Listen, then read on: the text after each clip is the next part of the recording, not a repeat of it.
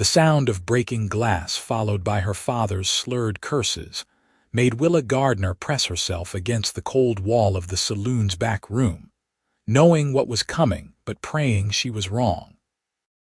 Through the thin wooden door, she could hear Thomas Gardner's desperate voice rising above the jeers and laughter of the men gathered around the poker table.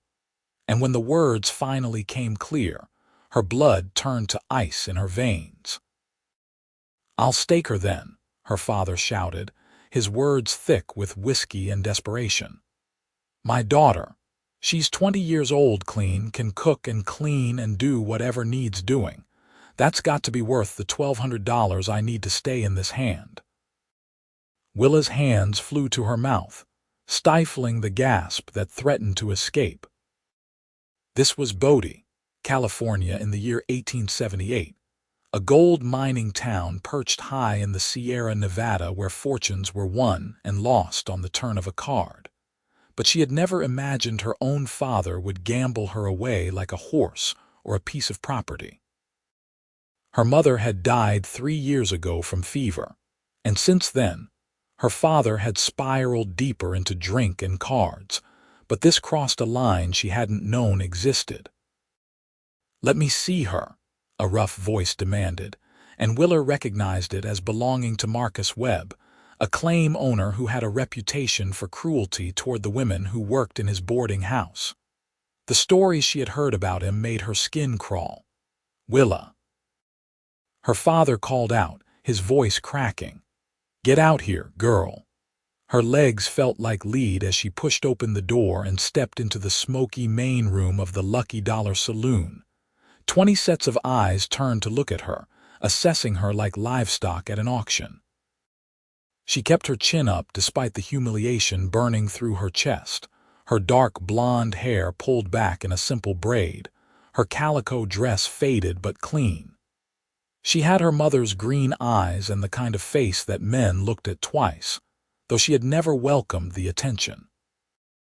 Marcus Webb stood up from the table, his thick fingers stroking his beard as he walked around her in a slow circle.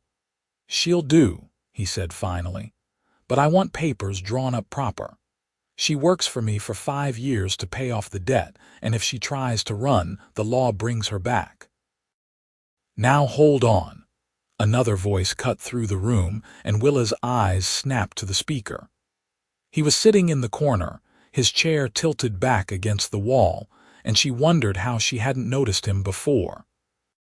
He was tall even sitting down, with dark brown hair that touched his collar and eyes the color of thunderclouds.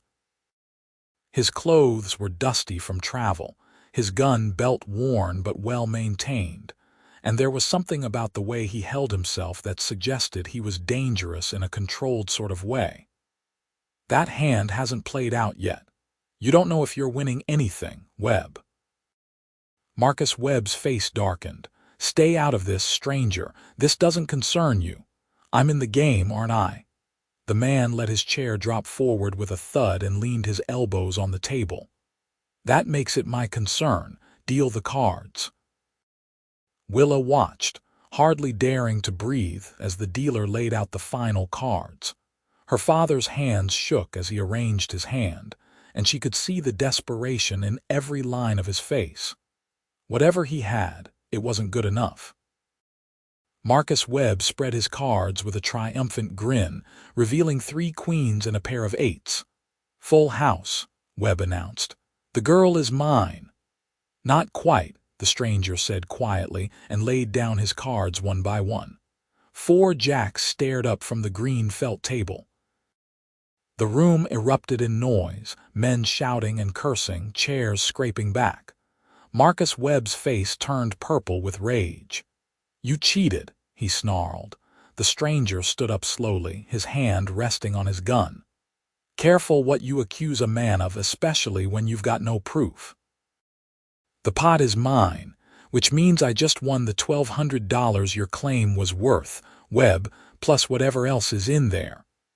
His eyes swept the room, cold and hard. "Anyone else want to make accusations?" No one spoke. The stranger had a reputation already, Willa could tell, or at least the kind of presents that made men think twice. He gathered the money from the center of the table, counting it out methodically, then turned to her father.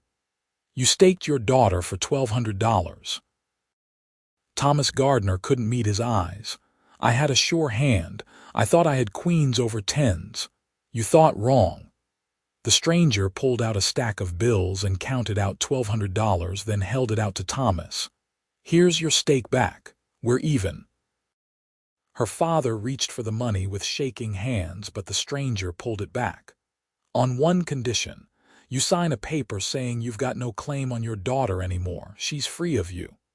"What?" Thomas Gardner's bloodshot eyes widened. "She's my daughter." "I've got a right." "You've got no rights. You gambled her away like property. A man who do that doesn't deserve to call himself a father."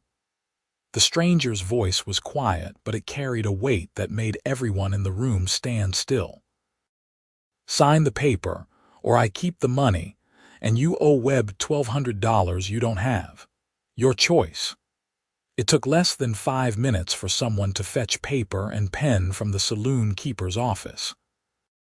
Willa watched, her heart pounding so hard she thought it might burst from her chest, as her father scrawled his signature on a hastily written document stating that he relinquished all parental claims on Willa Gardner, and that she was free of any debts or obligations to him.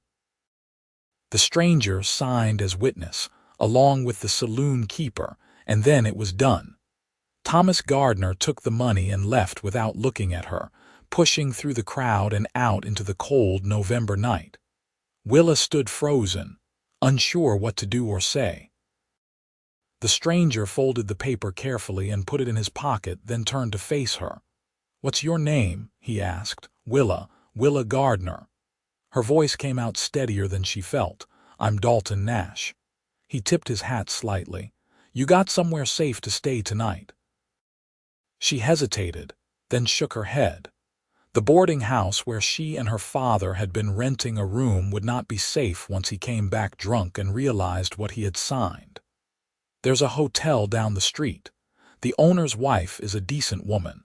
I'll get you a room and pay for a week."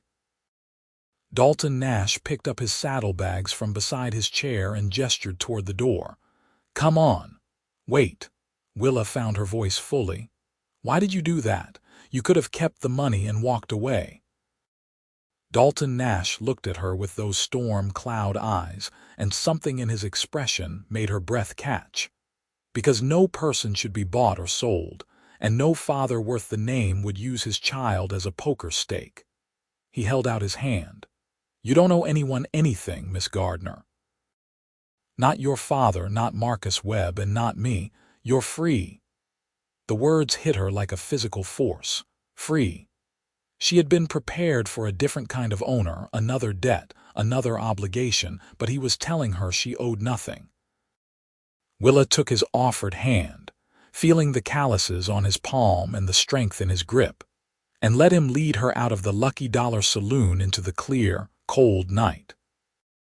Bodie sprawled around them, a town of 10,000 souls clinging to the mountainside at 8,000 feet elevation, its buildings crowding together as if for warmth against the harsh climate. November had already brought frost, and soon the deep snows would come, cutting the town off from the rest of California until spring. Gas lamps lit the main street, casting yellow pools of light that did little to warm the darkness. The sound of piano music and laughter spilled from a dozen saloons, and somewhere a dog barked. Dalton Nash walked beside her, his stride easy despite the long day that must have preceded this evening. He led her to the Occidental Hotel, a 2-story building that was one of the nicer establishments in Bodie. The woman at the desk looked up as they entered, her eyes narrowing with suspicion until Dalton explained the situation in quiet tones. The woman, who introduced herself as Mrs. Murphy, immediately softened. "Poor dear," she said, looking at Willa with sympathy. "Thomas Gardner has been heading toward this for months. I'm glad someone stepped in." She pulled out a register book. "We've got a small room on the second floor, clean and warm. Meals are included if you eat in the dining room." Dalton paid for a week in advance, then paid for another week after that. "Should give you time to figure out what you want to do," he said to Willa. "Mrs. Murphy can help you find work if you need it. There are decent jobs in this town if you know where to look." "Thank you," Willa whispered, overwhelmed. "I don't know how to repay you. I told you, you don't owe me anything." Dalton settled his hat more firmly on his head. "Get some rest. Things will look clearer in the morning." He turned to leave, and Willa felt a sudden panic at the thought of him disappearing into the night. "Wait. Will I see you again?" Something flickered in his expression, too quick for her to read. "Probably. Bodie's not that big a town." Then he was gone, the door closing behind him with a soft click. Mrs. Murphy showed Willa to her room, a small space with a narrow bed, a washstand, and a window overlooking the street. After the older woman left, Willa sank down on the bed and finally let herself cry, great shaking sobs that she muffled in the pillow. Everything had changed in the space of an hour. Her father was gone, she was alone, and a stranger had saved her from a fate she did not want to imagine. But she was free. That word kept echoing in her mind. Free. She eventually cried herself to sleep, exhausted beyond measure, and when she woke the next morning to pale sunlight streaming through the window, she felt as though she had been reborn into a different life. The next few days passed in a blur. Mrs. Murphy introduced Willa to several respectable families who needed help with laundry, mending, or housework. Willa took on as much as she could manage, determined to earn her keep and save money. The work was hard but honest, and the women she worked for treated her kindly. Word had spread about what Thomas Gardner had tried to do, and there was a general sympathy for his daughter that she had not expected. She saw her father once, stumbling out of a saloon at midday. He saw her too and opened his mouth as if to speak, but Willa turned away and kept walking. Whatever words he might have had, she did not want to hear them. That part of her life was over. She did not see Dalton Nash, though she found herself looking for him on the street, in the general store, in the dining room of the hotel. She did not know why it mattered, except that he had changed her life, and she wanted to thank him properly. She wanted to know who he was, and why he had done what he did. It was nearly a week later when she finally encountered him again. She was carrying a basket of laundry back to the hotel, her arms aching from the weight, when she heard a familiar voice call her name. She turned to see Dalton Nash riding down the main street on a bay horse, leading a pack mule laden with supplies. He dismounted when he reached her, taking the reins in one hand. "Miss Gardner, how are you managing?" "Well enough," she said, suddenly self-conscious about her work-roughened hands and the plain dress she wore. "I've found work. Mrs. Murphy has been very helpful." "Good." He looked genuinely pleased. "I heard you've been making a name for yourself, Mrs. Henderson says you're the best laundress she's ever hired." Willa felt her cheeks heat. "It's honest work. I'm grateful for it." She hesitated, then asked, "What about you? Are you staying in Bodie?" "For now. I've got a claim about 3 miles out of town." "Not much yet, but the ore looks promising." He shifted the reins to his other hand. "I was going to head out there now, actually. Do you want to see it? I could use a woman's opinion on the cabin." The invitation surprised her, and she knew she should probably say no. It was not proper for an unmarried woman to visit a man's claim alone, but propriety had not saved her in the Lucky Dollar Saloon, and Dalton Nash had. She found herself nodding. "I need to drop this laundry at the hotel first." "I'll wait." She hurried inside, left the basket with Mrs. Murphy along with a quick explanation of where she was going. The older woman looked dubious but did not forbid it. "Be back before dark," was all she said. "And be careful." Dalton helped Willa up onto his horse, then swung up behind her. She was acutely aware of his presence at her back, the warmth of him in the cold air, the strength in the arm he wrapped around her waist to steady her. They rode out of Bodie at an easy pace, the pack mule trailing behind. The November air was crisp and clear, the sky an impossible blue overhead. Snow already dusted the peaks above them, and the aspens had dropped their golden leaves weeks ago. The landscape was harsh but beautiful, all rocky slopes and scrub brush with the occasional pine tree. Dalton pointed out landmarks as they rode, telling her about the geology of the area and the history of the mining claims. His claim was in a small canyon, sheltered from the worst of the wind. A creek ran through it, currently running strong before the winter freeze set in. The cabin was small, just one room, but it was solidly built with a stone fireplace and a good roof. Dalton helped her down from the horse, then showed her around. "Built it myself over the summer," he said. "The mine shaft is over there." He pointed to an opening in the hillside. "I've been pulling out decent ore, enough to make the claim worth working." Willa looked around the cabin. It was sparse, with just a bunk, a table, 2 chairs, and some basic supplies. "It could use curtains," she said, "and the floor could be swept better in the corners." "You've got dust building up." Dalton laughed, the sound surprising her. It transformed his face, making him look younger and less guarded. "That's why I wanted a woman's opinion. I can build a cabin and dig a mine, but I've got no eye for making it feel like a home." "Why did you come to Bodie?" Willa asked, suddenly curious about this man who had saved her. His smile faded. "Same reason as most men, looking for a new start." He moved to the fireplace and began building a fire. "I grew up in Missouri, fought in the war when I was too young to know better. After it ended, I worked cattle drives for a few years, then tried my hand at other things. Mining seemed like it might be worth trying." "The war," Willa repeated softly. That would make him around 30 or so, she guessed. Old enough to have seen terrible things. "Which side?" "Union." "My father was against slavery, and I was raised believing it was wrong." He struck a match and lit the kindling. "Not that it matters much now. War's been over for 13 years. Willa sat down in one of the chairs, watching him work. "My mother used to say the war changed everything, even out here in California." "Your mother was right." Dalton sat back on his heels, watching the flames catch. "It changed me, that's certain." They sat in comfortable silence for a while, the fire crackling and warming the small space. Willa felt something shifting inside her, a recognition she could not quite name.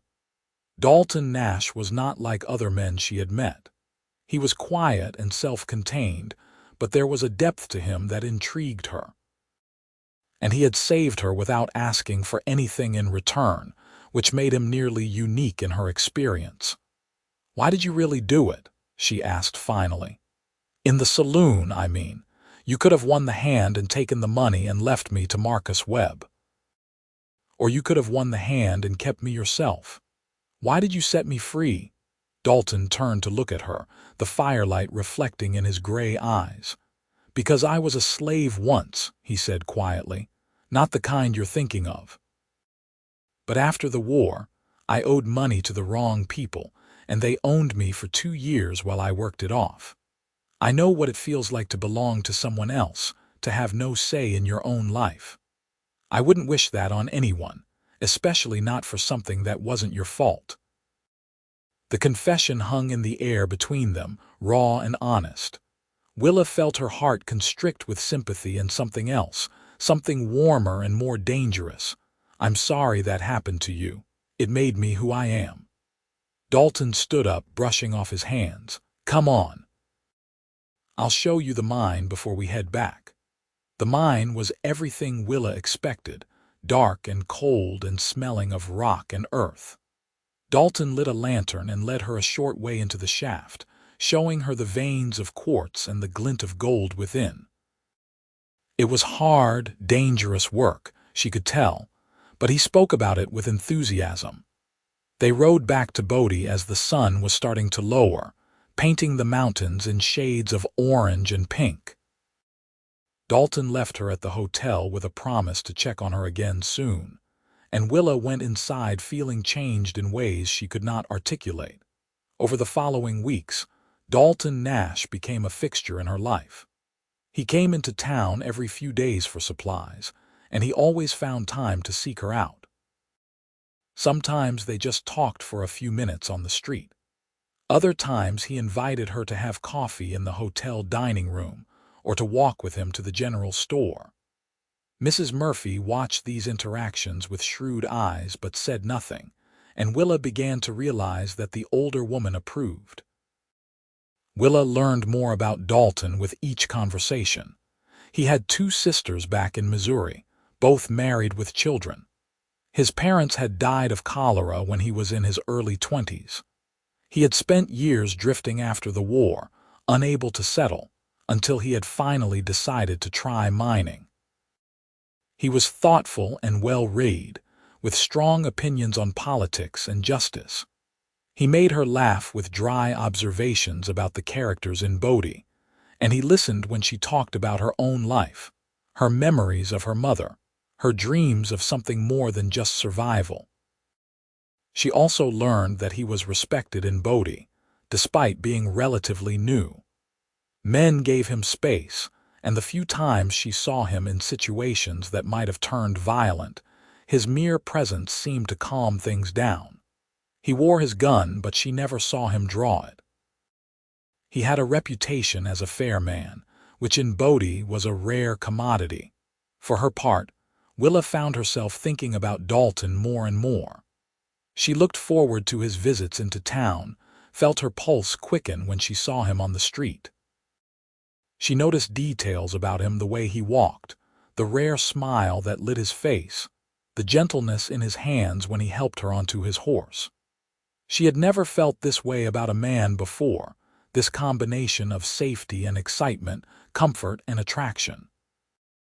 December arrived with the first real snow, 6 inches overnight, that blanketed Bodie in white.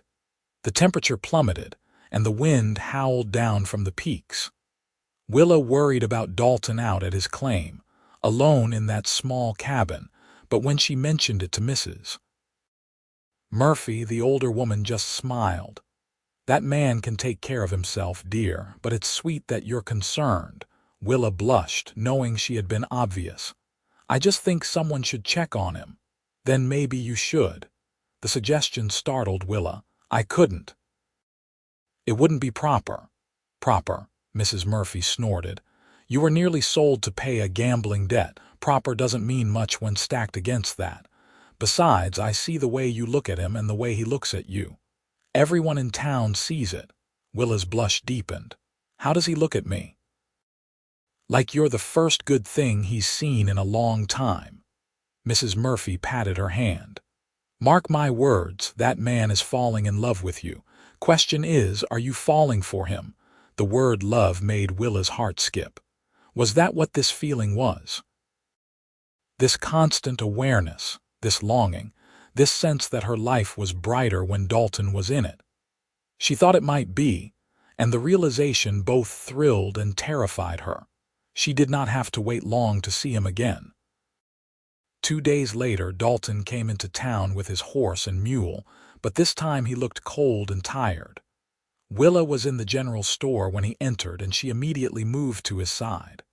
"Are you all right?" "Fine. Just been a long few days." He managed a smile. "Chimney got blocked with snow. Took me half a day to clear it." He purchased coffee and some canned goods, paid, then turned to her. "Can I buy you lunch?" They ate in the hotel dining room, and Willa noticed that Dalton looked more worn than usual. There were shadows under his eyes, and his hands were scraped and bruised. "You should stay in town for a few days," she said. "Rest. The mine will still be there. Can't afford to stop working. I've got enough ore to take to the assayer, but I need more to make a real steak." He drank his coffee, grimacing at the heat. Winter's going to make everything harder. Then let me help. Dalton looked at her in surprise. Help how? I don't know. Cook for you, mend your clothes, something. Willa leaned forward. You helped me when I needed it. Let me return the favor. You don't owe me anything, remember. This isn't about owing. This is about wanting to help. She met his eyes, willing him to understand. Please. Something shifted in his expression, a softening. All right, if you want to help, I won't say no. He paused. I've been thinking. The cabin's small, but it's got that bunk, and I could rig a curtain for privacy. And it's warmer than being in town in a hotel room. If you wanted to stay out there for a while, help with cooking and such, I'd pay you fair wages. Willa's heart began to race. You're offering me a job. I guess I am. Dalton looked uncertain for the first time since she had met him. I know it's not proper and people would talk, but I could use the help, and I think you might be safer out there than in town. Your father's still around, and Marcus Webb hasn't forgotten what happened. It was true. Willa had seen both men watching her on occasion, and it made her uneasy. The paper Dalton held said she was free, but paper did not always stop determined men. I'll do it, she said, but on one condition. What's that? You teach me to shoot. If I'm going to be out in the wilderness, I should know how to defend myself. Dalton's face split into a genuine grin. Deal. They left that afternoon, Willa riding behind Dalton with her few possessions in a bundle. Mrs. Murphy had fussed and worried but ultimately gave her blessing, extracting a promise from Dalton that he would treat Willa with respect. The ride to the claim felt different this time, more significant. Willa was leaving behind the security of town for the unknown, but she was doing it by choice, and that made all the difference. Over the next few weeks, a routine developed. Willa woke early and made breakfast while Dalton prepared to work in the mine. She cleaned the cabin, which was a never-ending task given the dust and dirt that came with mining. She mended his clothes, cooked substantial meals, and in the afternoons, Dalton taught her to shoot his spare revolver. She was not a natural, but she was determined, and gradually her aim improved. They talked constantly, about everything and nothing. Dalton told her stories from his past, from the cattle drives and the war and his childhood in Missouri. Willa shared her own memories, the good ones of her mother and the hard ones of watching her father decline. They argued about books they had read and politics they had heard debated. They laughed together, worked together, and slowly, inevitably, grew closer. Willa noticed the small things. The way Dalton always made sure she had the warmest seat by the fire. The way he brought her wildflowers when he found them, even in winter's grip. The way his eyes followed her when he thought she was not looking. And she knew he noticed things about her too, the way she hummed while she cooked, the way she bit her lip when she was concentrating, the way she smiled at him across the table. The tension between them grew, a sweet ache that neither of them acknowledged aloud. Willa knew she was falling in love with Dalton Nash, this quiet, strong man who had saved her and then given her freedom. She thought he might be falling for her too, but she was afraid to hope too much. Christmas came, and they celebrated quietly with a special meal and small gifts. Dalton gave her a beautiful shawl he had purchased in town, deep green to match her eyes. She gave him a shirt she had sewn from fabric she had bought with her wages, every stitch sewn with care. They sat by the fire that night, closer than usual, and Dalton took her hand. I need to tell you something, he said, his voice rough. Willa's heart pounded. What? I didn't bring you out here just because I needed help around the cabin. He looked at their joined hands. I brought you here because I couldn't stand the thought of you being in town where your father or Marcus Webb might bother you. Because I wanted you close. Because I'm falling in love with you, and I don't know how to stop it, or even if I want to. The words hung in the air, and Willa felt tears prick her eyes. You love me. I do. Dalton finally looked up, meeting her gaze. I know it's too soon, and I know I should have kept my mouth shut. You've been through hell, and you deserve time to figure out what you want without some lovesick fool pressing you. But I had to tell you. I had to be honest. Willa felt joy burst through her chest like sunlight breaking through clouds. You're not too soon, and you're not a fool. She squeezed his hand. I'm falling in love with you too, Dalton. I have been for weeks. His expression transformed, hope and wonder mingling. You are. Yes, she laughed, giddy with happiness. Did you really not know? I hoped, but I didn't dare believe. Dalton reached up and cupped her face with his free hand, his thumb brushing her cheek. Can I kiss you, please? He leaned in slowly, giving her time to change her mind, but Willa did not want to change her mind. She wanted this, wanted him, wanted the promise of what they could be together. When his lips met hers, it was gentle and sweet, a kiss full of reverence and restrained passion. Willa melted into it, her hands coming up to rest on his chest, feeling the steady beat of his heart under her palms. When they finally pulled apart, both of them were breathing hard. Dalton rested his forehead against hers. I want to do this right, he said. Court you properly, marry you if you'll have me, build a life together. Yes, Willa whispered. Yes to all of it. They sat by the fire for hours that night, talking and kissing and making plans. Dalton wanted to work the claim through the winter and into spring, build up enough of a stake that they could buy a house in town, or even start a ranch if the mine played out. Willa wanted a home of their own, a place where they could raise children and build something lasting.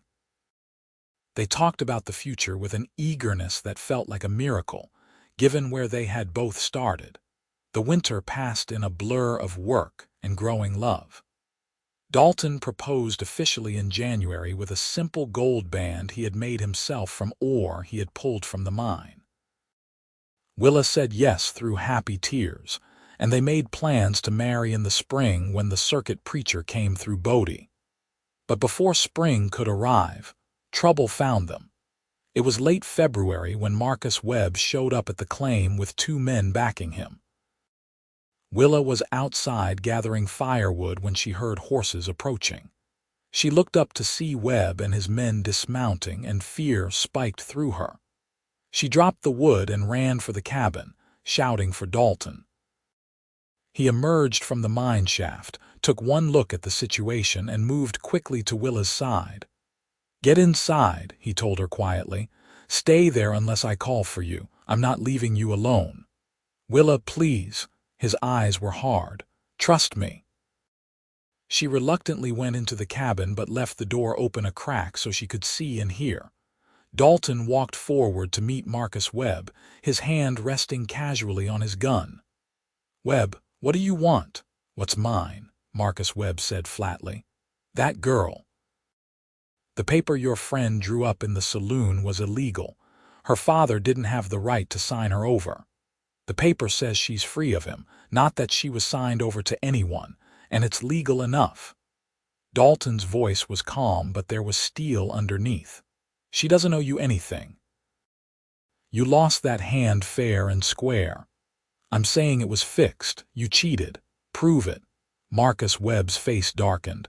I don't need to prove anything. I'm taking her with me. She can work off the debt her father owes. Her father's debts aren't hers. Dalton shifted his stance slightly, and Willa recognized the readiness in him. And you're not taking her anywhere. Turn around and ride back to town before this gets ugly. You can't fight all 3 of us. Maybe not, but I guarantee you won't survive to enjoy it. Dalton's voice dropped to a dangerous quiet. You know my reputation, Webb. Do you really want to find out if the stories are true? There was a long, tense moment where nobody moved. Then one of Webb's men shifted nervously. Marcus, maybe we should just go. This ain't worth dying over. Marcus Webb glared at Dalton, his jaw working. This isn't over. Yes, it is. If I see you near this claim or near Willa again, I won't be so polite. Dalton took a step forward. Now get off my property. The three men mounted their horses and rode away, Marcus Webb throwing one last venomous look over his shoulder. Dalton waited until they were out of sight before turning back to the cabin. Willa ran out and threw her arms around him, shaking. "I was so scared." "I know. I'm sorry." He held her tightly. "But it's over. He won't come back." "How do you know?" "Because men like Webb are cowards. They only fight when they think they can win easily. He knows now that taking you would cost him too much." Willa pulled back to look at him. "Would you really have fought all three of them?" Dalton's expression was grim. "To protect you?" "Yes, without hesitation." The certainty in his voice made her shiver. She had known Dalton was capable of violence if necessary, but hearing him say he would kill for her was both frightening and deeply reassuring. She was safe with him. Truly safe. After that day, Dalton insisted Willa keep the revolver on her at all times, even inside the cabin. He taught her to be aware of her surroundings constantly, and he worked even harder in the mine, driven by a need to build enough of a stake that they could leave Bodie if necessary. March arrived with warmer weather and the first hints of spring. The snow began to melt, turning the creek into a rushing torrent. Dalton struck a particularly rich vein of ore, and when he took it to the assayer in town, the news was better than he had hoped. He had enough now to buy a house in Bodie, or to stake a ranch somewhere lower in elevation where the winters were not so harsh. They talked about it at length, weighing options. In the end, they decided to stay in Bodie for a few more years. The mine was producing well, and they could save enough to buy a much larger property down the line. They found a small house on the edge of town, 2 rooms and a real kitchen, with a view of the mountains. Dalton bought it outright, and Willa cried when he carried her over the threshold even though they were not married yet. The wedding took place in April on a bright, clear Sunday. The circuit preacher performed the ceremony in the small church that served multiple faiths in Bodie. Willa wore a new dress of pale blue calico that Mrs. Murphy had helped her sew, and Dalton wore his best clothes, cleaned and pressed. Mrs. Murphy stood up as Willa's witness, and the owner of the general store stood for Dalton. There were perhaps 20 people present, miners and their wives, shopkeepers, people who had come to know and respect them both. When the preacher asked if Dalton would take Willa as his wife, his "I do" rang out clear and firm. When he asked Willa the same, she looked into Dalton's gray eyes and said, "I do," with her whole heart. They exchanged the simple rings, and when the preacher pronounced them husband and wife, Dalton kissed her with such tenderness that Willa felt tears slip down her cheeks. The town threw them a celebration at the hotel, complete with food and music and dancing. Willa had never been happier, spinning in Dalton's arms while a fiddle player played and people clapped along. This was everything she had never dared to dream of: a husband who loved her, a home of their own, a future bright with possibility. That night, in their new house, Dalton made love to her with patience and care, turning what could have been frightening into something beautiful. Willa had been nervous, having no experience, but Dalton was gentle and attentive, making sure she felt safe and cherished. Afterward, lying in his arms in the darkness, Willa felt as though she had finally found where she belonged. Their first year of marriage was hard work but filled with joy. Dalton continued to work the mine, and Willa managed their household, took in sewing to earn extra money, and gradually made their house into a home. She planted a small garden in the brief summer, growing vegetables and herbs. She befriended other wives in town, forming a network of support and friendship. She and Dalton grew together, learning each other's rhythms, arguing occasionally but always making up, building a foundation of trust and love. In the fall, Willa realized she was pregnant. The news terrified and thrilled her in equal measure. Dalton was overjoyed, immediately becoming protective and insisting she rest more. Willa rolled her eyes at his fussing but secretly loved it. The pregnancy was not easy. Bodie's high elevation made everything harder, and the winter was brutal. But Willa was strong, and Mrs. Murphy proved to be a wealth of knowledge and support. In March of 1880, Willa gave birth to a healthy baby boy. They named him Samuel, after Dalton's father. Holding her son for the first time, Willa looked up at Dalton through exhausted tears and saw the wonder in his face. He touched Samuel's tiny hand with one finger, his expression full of awe and love. "We made this," he whispered. "We made him." "We did," Willa smiled. "He's perfect." Samuel was a good baby, healthy and strong, with his father's gray eyes and his mother's dark blonde hair. Dalton was a devoted father, coming home from the mine covered in dust and immediately washing up so he could hold his son. Willa watched them together and felt her heart might burst from happiness. Life settled into a new normal. The mine continued to produce, and Dalton hired another man to help with the work, which meant he could spend more time at home. Willa balanced motherhood with managing their household, and she proved to be a natural mother, patient and loving. Samuel thrived. They heard occasionally about Thomas Gardner. He was still in Bodie, still drinking and gambling, but he had never approached Willa or tried to see his grandson. Willa felt no desire to seek him out. That chapter of her life was closed. Marcus Webb eventually left Bodie after a mine accident left him partially crippled. Willa felt no sympathy for him, only relief that he was gone. The years passed. Samuel grew into a bright, curious toddler, then a rambunctious little boy. When he was 3, Willa became pregnant again, and this time she gave birth to a daughter they named Rose, after Willa's mother. Rose had Willa's green eyes and a sunny disposition that won everyone over. Dalton's mine played out eventually, as most mines did, but by then they had saved enough to buy a ranch down in the valleys below Bodie.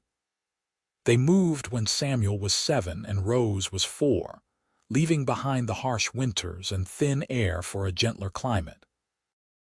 The ranch was everything they had dreamed of: good grazing land, a stream running through it, a sturdy house with room for their growing family. They raised cattle and horses, and Dalton proved to be as good at ranching as he had been at mining. Samuel grew up riding before he could walk properly, and Rose was not far behind. They hired hands to help with the work, and the ranch prospered. Willa sometimes thought back to that night in the Lucky Dollar Saloon, to the moment when her life could have gone so terribly wrong. She thought about the stranger who had stepped in, the man who had told her she did not owe anyone anything. That man was now her husband, the father of her children, the love of her life. It seemed like a miracle, the way things had worked out. On their 10th wedding anniversary, Dalton surprised her with a trip to Sacramento, just the two of them while Mrs. Murphy watched the children. They stayed in a fine hotel, ate in nice restaurants, and walked the city streets hand in hand. On their last night, they sat on the balcony of their hotel room watching the sunset. "Do you ever regret it?" Willa asked. "Stepping in that night, taking on responsibility for me?" Dalton turned to look at her, his gray eyes warm. "Not for 1 second. You're the best thing that ever happened to me, Willa Nash. You saved me. We saved each other." He took her hand, threading their fingers together. "You gave me a reason to build something, to put down roots. Before you, I was just drifting. You made me want to stay." Willa leaned her head on his shoulder, feeling completely content. "I love you, Dalton Nash. I love you too. Always have, always will." They returned home to the ranch, to their children and their life, and threw themselves back into the beautiful chaos of family. Samuel grew into a young man who was thoughtful and hardworking like his father. Rose grew into a spirited girl with a quick mind and her mother's determination. 2 more children followed, another boy named Daniel, and then a surprise baby girl named Lily when Willa was in her early 40s. Through it all, Willa and Dalton's love deepened and matured. They had their struggles years when the cattle prices were low, a drought that nearly broke them, the normal challenges of raising children and managing a ranch. But they faced everything together, partners in every sense of the word. Samuel eventually married a sweet girl from a neighboring ranch, and they gave Willa and Dalton their first grandchildren. Rose surprised everyone by becoming a teacher, moving to the growing town nearby to educate the children of settlers. Daniel followed in his father's footsteps, taking over more and more of the ranch work as Dalton's hair turned gray. Lily, the baby, was still young but showed signs of being as strong-willed as her mother. On their 25th wedding anniversary, the whole family gathered at the ranch for a celebration. Willa looked around the table at her children and grandchildren, at the life she and Dalton had built together, and felt overwhelming gratitude.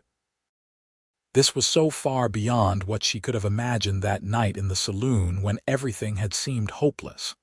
After dinner, when the children were playing and the grandchildren were being put to bed, Willa and Dalton slipped away to walk through the pastures. The summer evening was warm, the air sweet with grass and wildflowers. They walked hand in hand, comfortable in their silence. "You remember what you said to me that first night?" Willa asked. "In the saloon, I said a lot of things. You said I did not owe anyone anything, that I was free." Willa stopped walking and turned to face him. "That was the moment my life changed, the moment I started believing I deserved something better." Dalton cupped her face in his weathered hands. "You deserved everything good, Willa. You always did. So did you." She reached up to cover his hands with hers. "We deserved each other." "Yes," he agreed. "We did." He kissed her then, soft and sweet, the kiss of a man who had loved his wife for a quarter century and would love her for however many years remained. When they pulled apart, Willa saw the same wonder in his eyes that had been there when he first held their son, the same love that had been there when he proposed, the same commitment that had been there when he faced down Marcus Webb. They walked back to the house together as the stars came out overhead, the mountains rising dark against the twilight sky. Inside, their family waited the children they had raised, the grandchildren who would carry their legacy forward, the life they had built from nothing more than a gambling debt, and one man's determination to do the right thing. Willa thought about the girl she had been, frightened and alone, being staked in a poker game like property. She thought about the woman she had become, wife, mother, grandmother, partner in building a thriving ranch. The distance between those two people seemed infinite. And yet, it had all started with one moment of grace, one act of kindness from a stranger who became her everything. As they reached the porch and she heard her grandchildren's laughter spilling out through the open windows, Willa squeezed Dalton's hand. He looked down at her and smiled, that rare, beautiful smile that she still treasured after all these years. "Thank you," she said simply. "For what?" "For everything. For saving me, for loving me, for building this life with me." Dalton pulled her close, wrapping his arms around her. "Thank you for saying yes, for taking a chance on a rough miner who had nothing but a small claim and a lot of hope. You had more than that. You had honor and courage and kindness." Willa rested her head against his chest, listening to the steady beat of his heart. "You had everything that mattered." They stood there on the porch for a long moment, holding each other as the evening deepened into night. Inside, their family called for them, wanting them to join in some game or story. Dalton and Willa smiled at each other, then went inside together, ready to spend another evening surrounded by the love they had created. The years continued to pass, as years do. There were joys and sorrows, triumphs and challenges. Dalton eventually retired from active ranch work, leaving the day-to-day operations to Daniel while he and Willa enjoyed their grandchildren and each other. They took trips to visit Rose in town, went to Samuel's ranch to spoil his children, watched Lily grow up, and eventually fall in love with a young rancher from 3 valleys over. When Dalton turned 60, the family threw him a massive party. Nearly 100 people came: family, friends, neighbors, people whose lives Dalton and Willa had touched over the years.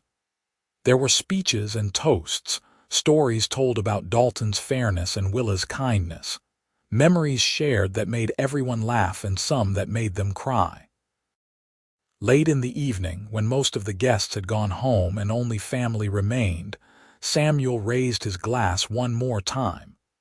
"To my parents," he said, his voice thick with emotion. "Who taught us what love looks like, what commitment means, what family is supposed to be. We are who we are because of you." Everyone drank to that, and Willa saw Dalton blink back tears. He had never been comfortable with praise, but she knew it moved him deeply to see what they had created together, this family that was strong and loving and full of good people. That night, lying in bed, Dalton pulled Willa close. "We did good, didn't we?" he asked. "We did better than good," Willa replied. "We did wonderful. I love you, Willa Nash. I have from the moment I saw you in that saloon, looking so scared but so brave. I love you too, Dalton Nash. My cowboy, my hero, my husband, my heart." They fell asleep in each other's arms, the way they had for 30 years, and when morning came they woke together to another day of the beautiful life they had built. More years passed, bringing more grandchildren and then great-grandchildren. Willa and Dalton grew old together, their hands becoming weathered and their hair turning white, but their love never diminished. If anything, it grew stronger, deepened by decades of shared experiences and mutual support. They celebrated their 50th wedding anniversary with another huge gathering. This time there were over 200 people, spanning 4 generations. The party was held at the ranch, with tables set up under the oak trees and music playing and children running everywhere. Willa looked around at the vast crowd of people who had come from her and Dalton, from that one moment of grace in a saloon in Bodie, and she could hardly believe it. When it came time for speeches, it was Rose who stood up, now a respected educator and mother of 3. "My parents' love story started in the worst way imaginable," she said, "with my mother being used as collateral in a poker game, but my father saw her not as property but as a person deserving of freedom and respect. He gave her that freedom, and in doing so they found each other. Their marriage has been the foundation of our entire family. Everything we are, everything we have, everything we believe about love and commitment and kindness comes from their example. Mom, Dad, thank you for showing us how it is done." There was not a dry eye in the crowd. Dalton and Willa stood together, holding hands, and thanked everyone for coming, for being part of their family, for making their lives so rich and full. Later, when it was just the 2 of them again, sitting on their porch in the gathering dusk, Willa reflected on the journey they had taken together. 50 years of marriage, 4 children, 12 grandchildren, and 6 great-grandchildren so far. A ranch that had prospered and provided for multiple generations, a love that had weathered every storm and emerged stronger. "You remember what I asked you that first day at your claim?" Willa asked. "I asked why you really did it. I remember. I told you I had been a slave once and I knew what it felt like." "That was true, but it was not the whole truth, was it?" Dalton looked at her curiously. "What do you mean?" Willa smiled. "I think even then you saw something in me, something that spoke to you. I think you saved me not just because it was the right thing to do, but because somewhere deep down you already knew I was going to be important to you." Dalton was quiet for a moment, then nodded slowly. "Maybe you are right. There was something about you, even in that moment. A strength, a dignity, even in the worst circumstances. I looked at you and I thought, that is a woman worth saving, a woman worth knowing. And then you fell in love with me. And then I fell in love with you, he agreed. Completely, irrevocably, eternally. Good, Willa said, leaning her head on his shoulder. Because I fell in love with you too, and I have never regretted it for a single moment. They sat together as the stars came out, these two people who had found each other in the most unlikely circumstances and built something beautiful. The ranch was quiet around them, their children and grandchildren having returned to their own homes, but the echo of love and family lingered in every corner. Dalton died peacefully in his sleep at the age of 78, with Willa beside him holding his hand.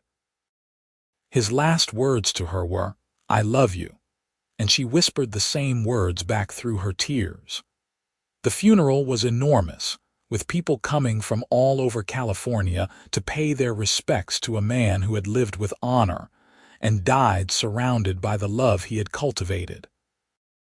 Willa grieved deeply but found comfort in her family. They rallied around her, making sure she was never alone, bringing their children to visit, sharing memories of Dalton that made her laugh through her tears. She lived for another 7 years, watching her great-grandchildren grow, seeing the ranch continue to prosper under Daniel's management, taking joy in every moment with her family. When Willa passed away at 85, she was buried next to Dalton on a hill overlooking the ranch, under the big sky they had both loved.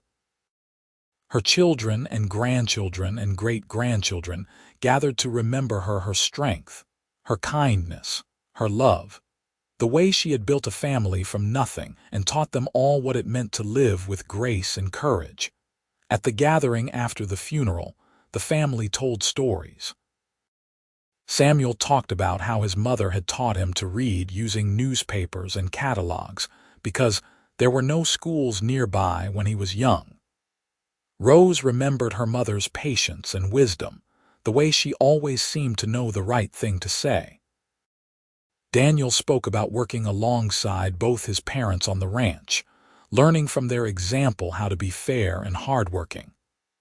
Lily, the youngest, cried as she recalled how her mother had supported her decision to marry the man she loved, even though it meant moving away. The grandchildren and great-grandchildren had their own memories, of cookies baked and stories told, of hugs and laughter and unconditional love. They talked about how Grandma Willa had always made time for them, had always been interested in their lives, had always made them feel special and valued. Through all the stories, one theme emerged.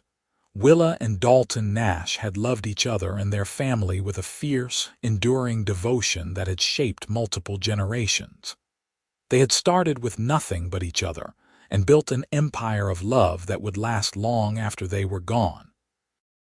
Years later, when Samuel's grandchildren asked him to tell them about their ancestors, he would always start with the same story. Your great-great-grandmother Willa was bought to pay a gambling debt in a saloon in Bodie, California in 1878. Your great-great-grandfather Dalton paid that debt in a poker game, and then he told her something that changed both their lives. He said, "You do not owe anyone anything. You are free." And from that moment of grace, from that one act of kindness, came all of us. Remember that. Remember that love starts with respecting another person's freedom and dignity. That is what they taught us, and that is what we must pass on. And so the story lived on, told and retold, a testament to the power of one good choice, one moment of courage, one act of love that rippled through generations. Willa and Dalton Nash were gone, but their legacy remained in every child who bore their name, in every person who heard their story and was inspired to be better, in the ranch that still stood strong overlooking the California valleys. They had been two ordinary people caught in extraordinary circumstances, who chose love over convenience, freedom over ownership, commitment over easy roads. And in doing so, they proved that even the darkest beginnings could lead to the brightest endings, that even when life seemed hopeless, grace could arrive in unexpected forms. Their love story became legend in the family, and beyond the tale of the cowboy, who saved the girl from being sold, who gave her freedom and then won her heart, who built a life with her that became the foundation for everything good that followed.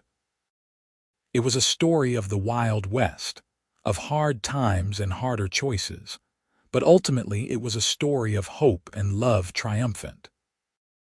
And though Willa and Dalton were gone, their love remained, woven into the fabric of the family they created, eternal and unbreakable. A reminder that the greatest legacy anyone can leave is love freely given and joyfully received.